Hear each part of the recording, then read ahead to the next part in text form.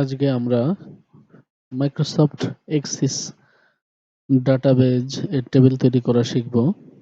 এর জন্য আমাদেরকে ব্ল্যাঙ্ক ডাটাবেজ নিতে হবে। এরপর ফাইলের একটি নাম দিতে হবে। ধরে নিলাম নামটা স্টুডেন্ট। ফাইলটা ডকুমেন্টের ভিতরে রাখা আছে, ক্রিয়েটে ক্লিক করব।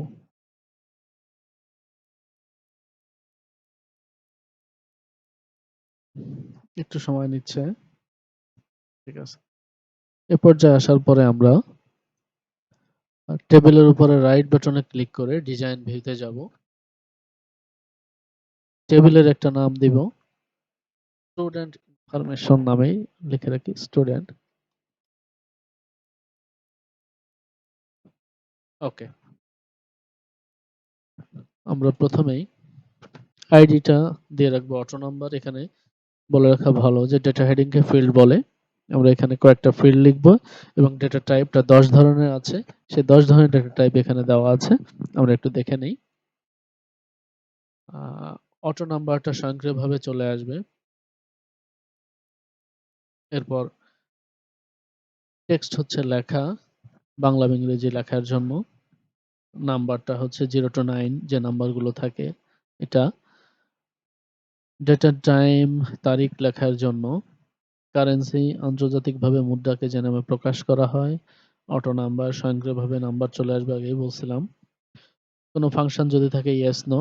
ওয়েলি অবজেক্ট হচ্ছে পিকচার দেওয়ার জন্য। হাইপার লিঙ্ক কোনো পেজের লিঙ্ক দেওয়ার জন্য। অ্যাটাচমেন্ট সাথে কোনো লেখা সংযুক্ত যদি করে দিতে চাই। এরপরে আমরা লুকআপ ওয়াইজারটা দেখব। তো ঠিক আছে, আমরা টেবিলটা দেখি। ID, auto number,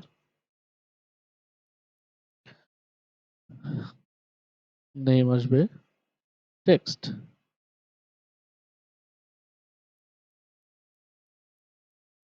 address, text দিয়ে রাখলাম। অবশ্য অনেক ক্ষেত্রে এখানে মেমো দেওয়ারও প্রয়োজন হয়, তো আমরা এখানে লং টেক্সট দিয়ে রাখতে পারি। Date of birth, date of বার্থের এখানে ডেট অ্যান্ড টাইম।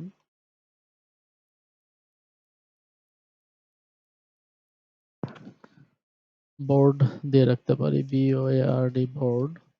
এখানে নির্দিষ্টভাবে বোর্ড দেওয়ার জন্য আমরা লুকআপ ওয়াইজার্ড ব্যবহার করতে পারি।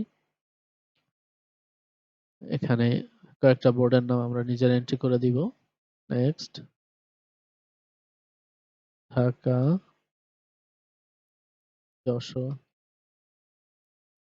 কুমিল্লা, রাজশাহী, বরিশাল। কয়েকটা বোর্ড দেওয়া হলো। নেক্সট, এরপর ফিনিশ করে দিতে হবে। এরপর আমরা পিকচার যদি দিতে চাই, ওএলই অবজেক্ট আসবে।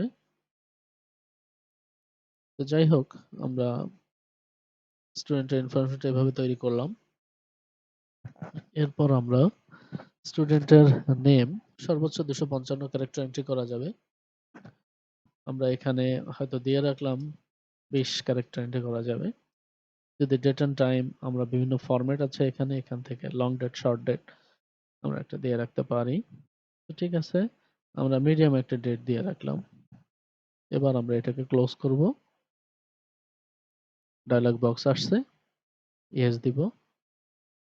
এবার আমরা স্টুডেন্ট ইনফরমেশনটা ওপেন করে এখানে টেবিলে ডাটাগুলো এন্ট্রি করতে থাকবো।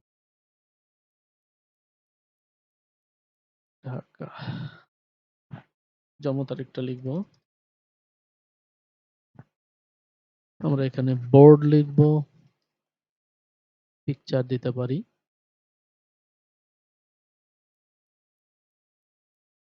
ও, আচ্ছা। তো এভাবে আমরা বাদবাকি টেবিলে ডাটাগুলো এন্ট্রি করব। আরেকটি ডাটা এন্ট্রি করে রাখি, কামাল, ঢাকা।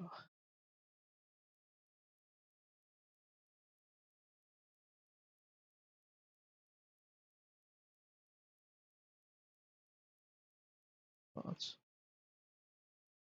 যেটা কুমিল্লা। তো ঠিক আছে।